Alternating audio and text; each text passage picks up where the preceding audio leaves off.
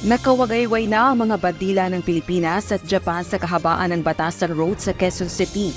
Ito ay bago ang nakatakdang pagbisita ni Japanese Prime Minister Fumio Kishida sa Batasang Pambansa.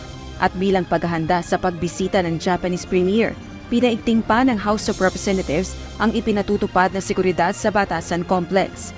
Magko-convene sa isang joint session ang 19th Congress ng Pilipinas para sa talumpati ni Japanese Prime Minister Kishida Fumio araw ng Sabado, November 4, alas 11 ng umaga. Bago ito, alas 9 ng umaga, magko-convene ng bukod ang House of Representatives at Senado upang magpasa ng dalawang resolusyon.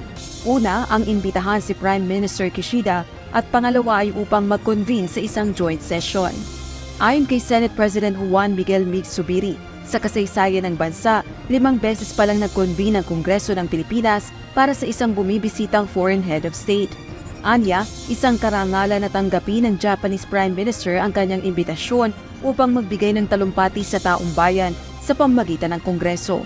Umaasa naman si House Speaker Martin Romualdez na magbibigay daan ng pagbisita ni PM Kishida sa pagkakaroon ng bagong collaboration at oportunidad para sa lahat ng mga Pilipino na nasa bansa o nasa Japan man.